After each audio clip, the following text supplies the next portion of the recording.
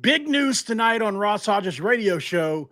West Virginia basketball is getting a very key piece back. You are Locked On West Virginia, your daily podcast on the West Virginia Mountaineers, part of the Locked On Podcast Network, your team every day. What is up, guys? Welcome back in. My name is Mountaineer Paul. I am your host here. Welcome back into Locked On West Virginia. As we're diving into some West Virginia hoops tonight, we're talking football too. Don't worry, we got it all for you. Can't wait to do it. This episode is going to be brought to you by our good friends at FanDuel, obviously. Right now, new customers can bet $5. That'll make a holla. And if your bet wins, you'll get $300 in bonus bets to use across the app. So make sure you head to FanDuel to get started, guys. And thanks for making Locked On West Virginia your first listen. For being a part of the Locked On Podcast Network, where we talk about your team, the Mountaineers, every single day. Not alone tonight, guys, as you know. Usually like to bring somebody on in the evenings if I can. And tonight, it's somebody that I enjoy talking to quite a lot. He's a very insightful, very smart guy and has his own show. Carson Fox with Fox on West Virginia University Sports show, or however you say it. I never can. It's so long. What is it again? Yeah, it's okay. Fox on West Virginia Mountaineer Sports. Pleasure to be with you, Paul.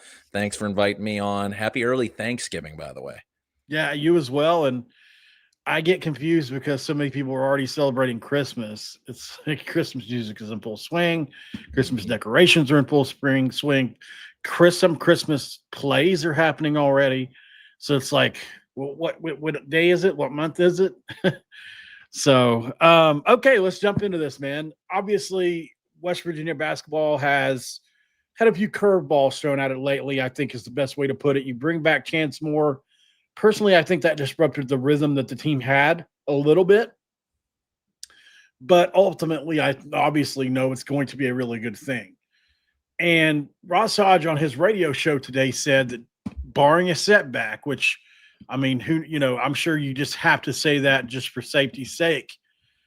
Jackson Fields, 6'8", 210-pound senior from Missouri City, Texas, played at Troy, went to the tournament last year with Troy, will be playing on Sunday. And this is massive news, in my opinion. If you guys haven't got a chance to check out Jackson Fields, in my opinion, he's right there with Lorient. They're the same athlete. There's almost no difference between them. They can both jump out of the gym. They both do those chase down blocks. They can both shoot it a little bit. Rim rocking dunker. If you go look at his Troy stuff, I bet he had 150 dunks while he was there. I mean, he just over and over rocking the rim on the pick and roll. So this is a massive piece for West Virginia. He's good enough to be a starter on this team. So in your opinion, Jackson, sorry, I'm saying I've had Jackson Johnson not too much lately. Carson, what are your thoughts on this? And thanks for coming on. Absolutely. Well, Paul, I think West Virginia is now finally full set. Now, Yeah. The problem with that is these guys are still all trying to figure out how to play each other, how to have all of their skill sets form as one in a cohesive offense and defense.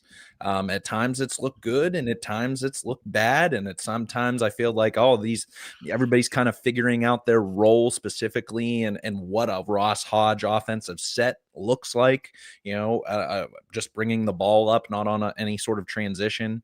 But I don't know what to make of it just yet. I thought there's a lot of high ball screen game with Jasper Floyd up at the top of the key. Then there's a lot of ISO ball, I feel like, with Amir Jenkins. And then we have guys coming off the bench and contributing in ways that I didn't think they would be so far evolved in their game, specifically DJ Thomas. So when I think about Jackson Fields specifically, how is that? Does that mean fewer minutes for DJ Thomas? I liked what he'd been contributing so far. And then I think you can dial back Brennan Lorient, dial back his minutes, keep those guys fresh because it is such a marathon, not a sprint. You got to win. You got to find your best five on the floor for any given time, either to start out the game, to close, etc.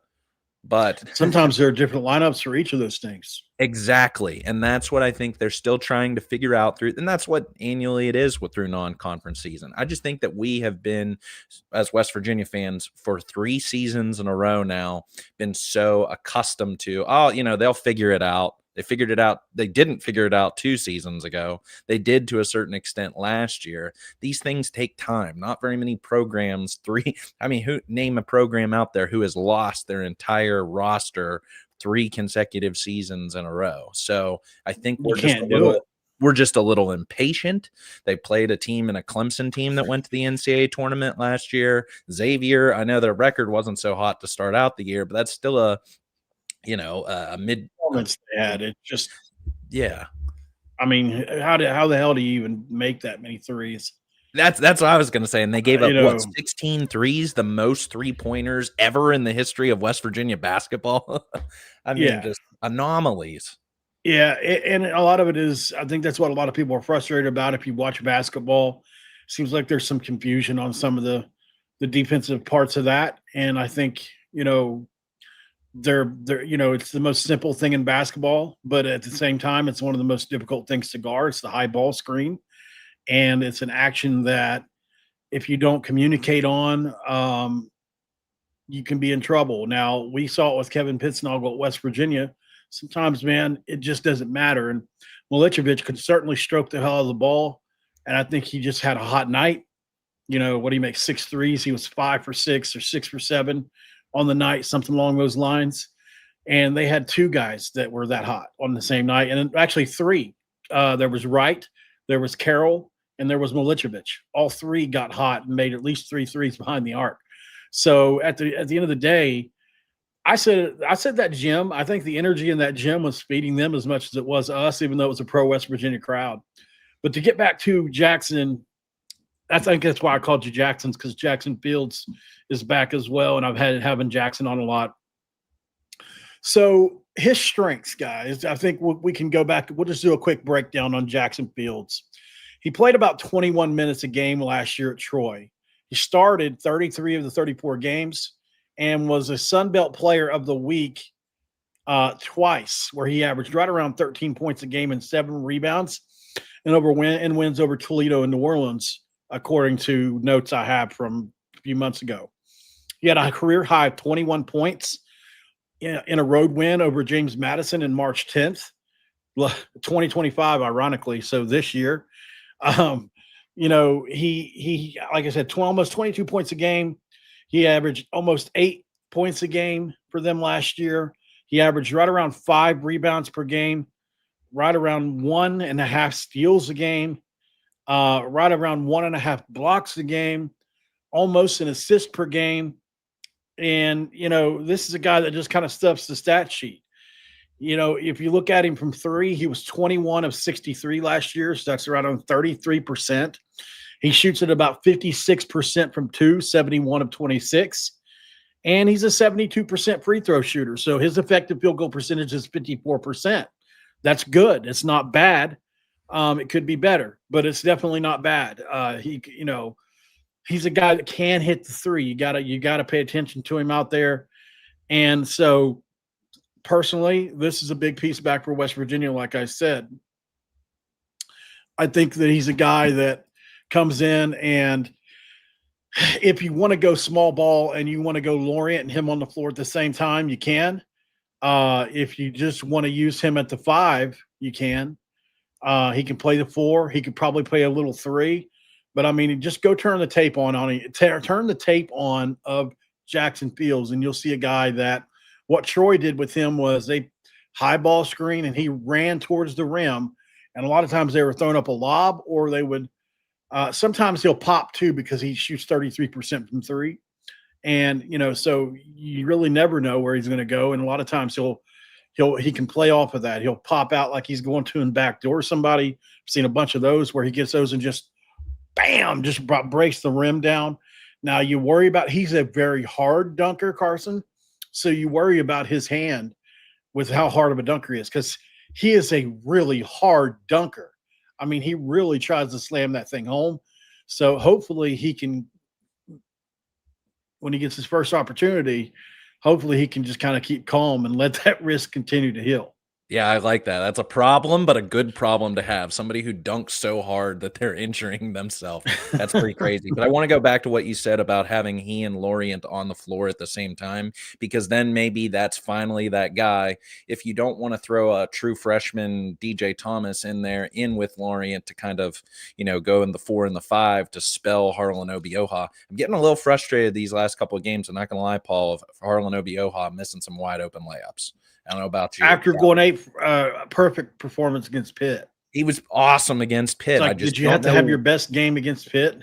Right. And it was like kind of the same way I feel like I saw on Twitter you saying about Trace and Eaglestaff might be having the yips from 3, which I totally agree with. That I think sometimes when those big centers get in there and their eyes get big as flying saucers because they have a wide open layup that they just put it too hard off the glass and bank it off and don't make it. So if that's the case and Ross Hodge can go to, Lorient at the 5, Fields at the 4, or vice versa, I think then you have the same kind, defensive caliber from both players down low. What I said about, I went up to my notes back from over the summer when I talked about like kind of doing an analysis about him. I think that West Virginia is getting an Amani Hansberry caliber player who will come off the bench, whereas we saw Hansberry kind of come onto the floor and have to do a little too much for West Virginia. So this might be like the perfect niche, I feel like, for Fields. Yeah. He shot a better percentage than Hansberry on fewer attempts.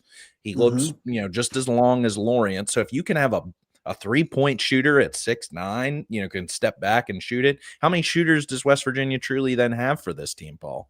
That's one thing, though. I think that Coach Hodge has to manage this, because I don't want guys like Jackson Field, Brennan Lorient, DJ Thomas shooting the 3. If they can make it, great, like that Welling did for Clemson last weekend. But I want Honor Huff, I want Trace and Eaglestaff, I want the guards shooting the 3. So yeah, and like, if you want to go full sentinel, if you want to go full defense, right? Imagine a defensive team with all 3 of DJ Thomas, Brendan Lorient, and Jackson Fields on the floor, and you just get into a zone and let your length bother somebody. I don't know if they're going to do anything crazy like that. You put Jasper out there, and then you put one other guy you really like on defense out there. Maybe it's Trey, who's played pretty well on defense this year. I will give him that. He's really given it his all on defense. And look, he had 20 and 5 last game, so he was by far not the problem. Hopefully he can just work off of that performance and get out of this slump, because he's just so capable of being better than he's been. And honestly is a huge reason why we're not as good as we quite could be yet. I hate to put all that on him, but he's adjusting, and teams were giving him a lot of attention in the beginning of the year. I think it's lessening. We got to go to break for real quick, guys. But on the other side, I want to ask him about a question about some things I've heard about Ross Hodge. Then we'll get into this Rich Rod recruiting class. So stick around, guys, on Locked On West Virginia, here with Carson Fox. We'll be right back. This episode of Locked On West Virginia going to be brought to you by FanDuel, guys. And look, when FanDuel, we like to tell you the NBA is back. There's no better place to get on the action with FanDuel, the official sports betting partner of the NBA. Even if you miss the start of the game or ride the hot hand, FanDuel has live bets on everything from who will score next to fourth quarter comebacks. Plus, you can even combine your live bets into a same-game parlay for a shot at a bigger payout. It does keep everything more exciting, every game more exciting, especially when your team's making that late push. Right now, FanDuel is giving new customers $300 in bonus bets when your first $5 bet wins. So head to FanDuel. You can't win if you don't play. You can sign up, play your game with FanDuel, which is the official sports betting partner of the National Basketball Association.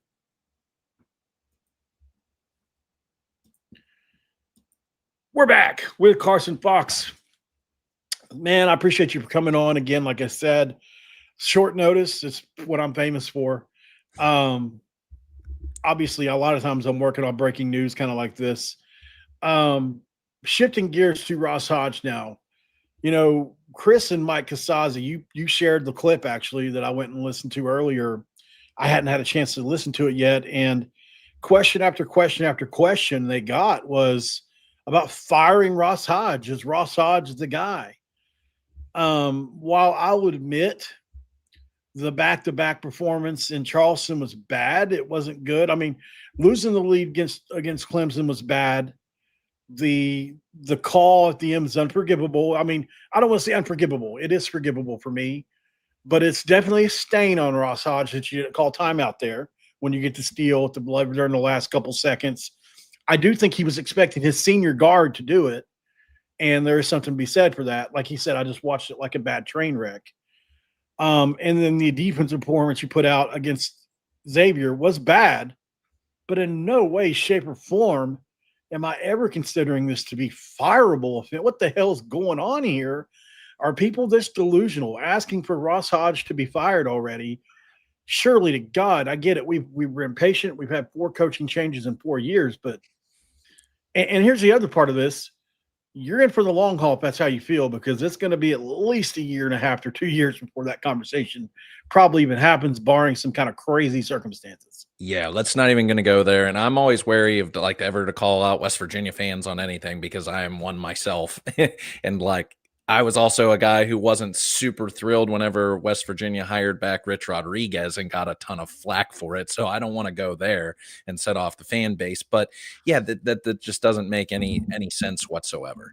7 games in, including a backyard brawl. I'm a little confused on those fans' tactics, to use the movie quote there. Year one. Now, if West Virginia going into conference play doesn't have either of the 2 wins between Wake Forest and Ohio State coming up in the month of December, then I'm going to be like, well, their resume is pretty weak. So you're going to have to make up the ground in conference play, probably go 500 in Big 12 play, which would be a stretch with how good the Big 12 conference is this year. But the schedule, going back to my notes from my preview show here, love the way that like the schedule sets up for West Virginia in conference play with Kansas, Baylor, Texas Tech, BYU all at home on Saturdays or weekend games. I think there's a Sunday thrown in there. They only have 2 road back-to-backs. That's against Arizona and Arizona State, and then TCU and Oklahoma.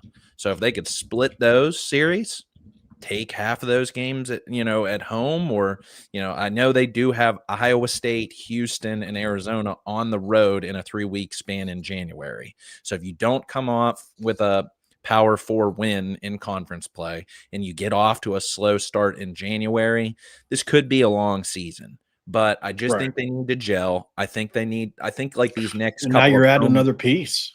Yeah, you're adding another piece. Continue to gel over these weaker non-conference games. I think I've heard, though, that like Arkansas Little Rock's not a bad team whatsoever, or like the conference. They are a bad team. I don't know what he was thinking. They're 2-4. Oh, okay. All right. Yeah. So that's just what I think. Maybe they were preseason supposed to be good, but they haven't been good. They're 2-4. Got it. So if this team just continues to gel, the players who are supposed to be the leading contributors at their respective, scoring, rebounding, steals, etc., play up to their potential and bring it, like that, you got to bring it. And they brought it against Clemson. Like that's where I'm not. Just bring it. Yeah, just bring it. Just the way they played in that Clemson game. It's kind of like a momentum shifter. I feel like sour taste in your mouth. It is a momentum shifter. It carried over to Xavier. Didn't feel as good about it as if you were coming off a win. And then these tournaments that they play in, do they actually like take anything away from it, or like is there a trophy? Or I mean, just like you get to hold up I think you get to hold up the tournament flag and say you won it. I don't know. I'm sure the players get some gear. So that's what I mean is like you always have to have this sort of goal. Just like bragging rights. Like, yes. I think like college basketball needs, and like that's a national talking point. So I'm not saying anything. It is right now. Here, is that the non-conference slate, especially as it overlaps with the college football and NFL seasons, you need something to be drawn in. Now there have been big non-conference matchups going on across the country, but West Virginia's schedule just doesn't set up for that. So I don't know. Yeah, and just last point on this, and we'll shift gears to the recruiting for a few minutes. I just think we can't. If West Virginia was coming into this year nationally ranked, supposed to win 25 games, and you do something like this in Charleston, sure, I could see some people being like, maybe, but this is year 1, this is year 3, so if we're not in a better place in 2 years, then I'll listen, but no way until He's got at least 2 recruiting classes under his belt, 2 portal classes under his belt. We And he got just freaking got a Miles. 5-star Yeah, in Miles Miles Sadler's coming Sadler. in. Listen, bad coaches can win with good players. I don't think Ross Hodge is a bad coach at all. I just think let's just give it time. Yeah. All right, so Amen. shifting gears here. This recruiting class is good. That's what I have written there. If you look at it, it's headlined by Kevin Brown. Obviously, you've got 2 quarterbacks in Wyatt Brown and Jaron Hughley. We all love both. Hughley is a borderline 4-star Cardinal Newman out of West Palm Beach, but Wyatt Brown was being courted by literally everybody up until the last minute. Minnesota, a bunch of teams wanted him last minute. He actually texted. It's funny. I had some breaking news, not really breaking, but he texted me last night and told me that he was locked in with West Virginia. I said, "Can I report this?" He said, "Can you wait till in the morning?" And then I overslept. And by that time, everybody put it out. So I was like kind of frustrated, but it's great. I'm glad to see that he's going to stick with West Virginia. If you haven't seen Wyatt Brown, check him out. Obviously, Kevin Brown and all that is just an immediate just legacy piece that you're rarely ever going to see. At least in this new era, maybe it'll see more of it. And then you have some other ones like Dews, potentially Parks on the perimeter out here somewhere where you might get them too. What has been your overall thoughts on this recruiting class? You've got a little bit of everything. You've got some old school West Virginia picks in there that are borderline. They're like 3 stars, but they're like we flipped a kid from Cal Poly today, right? These aren't, the kind of places Alabama's going to get. But then again, you have to dig deeper at West Virginia. So what are your thoughts on the overall recruiting class in its entirety? I got 4 bullet points for you, Paul. Big, fast, strong, and from good high schools. So I trust in Coach Rodriguez and this recruiting staff's plan of how to identify talent. I haven't changed on that tune since the day he was hired and even through the up and downs of this season. But I would just say in total volume, I think this has been kind of in the court of public opinion of whether you consider 2025 year 0, which I don't know if I necessarily agree with that. But the way that West Virginia is recruiting now over 30 high school commits, it feels as if Coach Rodriguez is building from the bottom and looking at really a 4-year plan. Because now all of these high school recruits that he's brought in are going to be tagged to him. I mean, and not the way that he can take credit for the good ones, a Scotty Fox or, yeah. Coming out from Coach Brown, but those are all Neil Brown recruits. Mm-hmm. So I'm just wondering if there is going to be a shifting of the guard, that some of the Neil Brown players who are turning players that now Coach Rodriguez has seen for 12 months going to be ushered out the door. And then how does this impact their transfer? I can't think, because it's all one. Their transfer portal recruiting. I said on my show last week, I could see them needing about 16 high-quality recruits out of the transfer portal, and it's going to cost probably a third of what they're allocating for their rev share. So I don't know what they're giving to these high school recruits. Like, what does the pay scale look like for a lot of these guys? I can tell you what it looks like for like the high end. If you want to know, like a Kevin Brown, like that. Mm-hmm. Just give you an estimation. Let's just say that these aren't always 1-year deals, and a lot of times they're for anywhere from $200,000 to $400,000 a year. For the higher end guys. So for over 2 years for a guy like Kevin Brown, you're going to need anywhere from $600,000 to $800,000, right? Okay. That's kind of where I was thinking, based upon ESPN's article of what's last summer of what starters were going for in the transfer portal. I know that was a different time, but what I would say is, and I was having a really good conversation with my dad about this just recently, is I wonder if the system is set up through Coach Rodriguez is based upon incentives. If you get this many snaps, if you get this many starts, if you put up these kinds of numbers, etc., I'm sure they have an entirely built out thing here that the pace. Now, I don't know how you account for all of that. How does Chuck Lilly go into the year if you have guys over exceeding? But I would have to think that there's some sort of incentives built in for some of these players, rather than you're overpaying up front to get them to commit and then get into the system. And then like you're overpaying for all of these guys to get in, and then some leave or some stay. Go to break really quick, guys. We'll pop out of here and give you our final thoughts right after the break.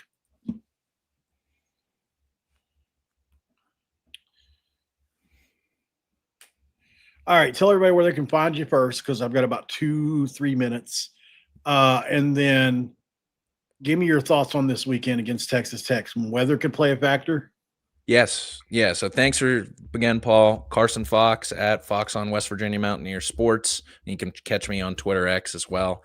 That's where I love to engage with fans. And then for Texas Tech, man, I'm seeing the spreads all the way up to like 24.5 right now. Texas Tech now number 5 in the college football playoff rankings, and they just don't have any weaknesses. No. So I don't know I'm still kind of putting my notes together of like, what are my 3 keys to victory for how West Virginia wins? But yeah, you don't want to know what of mine is. You've got to have a repeat performance like you did against both Pitt and Houston, which is in those games, you got a ton of pressure on the quarterback. I think that's going to be massive in this game. And Zach Alley said in his press conference today, we don't have any bullets left in the chamber. We are letting them all fly.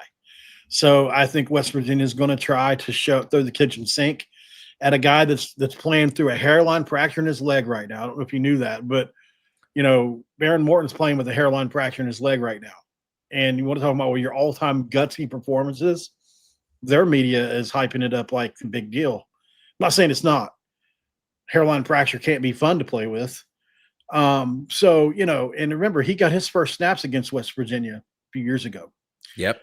And I was at that game, 2023. Yeah, Tyler Shuck, broken leg. Yep. Oh, what an awful thing. It was a hurricane also hitting that day. Yeah. Yes.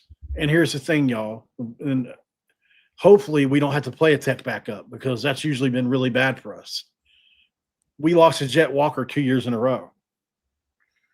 Was that his name? Jet Walker? Jet Duffy. Oh, Duffy. I hated him. I hated his guts so bad. But no, Texas Tech, so then bet the under. We're looking at maybe like a 14-10 game or something like that then, Paul, because I'm scared about their defense too. They just don't have any weaknesses. Yeah, David Baylor, Romello Height, Jacob Rodriguez, Lee Hunter. They're all really good. This will be the toughest front 7 West Virginia's gone against the entire year. Probably since that Texas one a few years ago.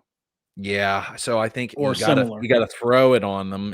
I don't know how you're gonna run without Dior Hubbard out there. Hey, Scotty, if you want to put yourself in the catbird seat to be the quarterback of the future for West Virginia, go have a TCU kind of day against this team, and the West Virginia's hands may be tied as to who they can go after in the portal. If you pull this one off, the state might riot if they try to play another player over him. Jarrett Brown, 06 against Rutgers. I forgot about freshman that. year. Yeah, that's not bad. What would be crazy if Max Anderson or somebody came off the bench and just had a crazy performance? Not Max Brown, freshman Max Anderson from Martinsburg, I think it is. Yeah.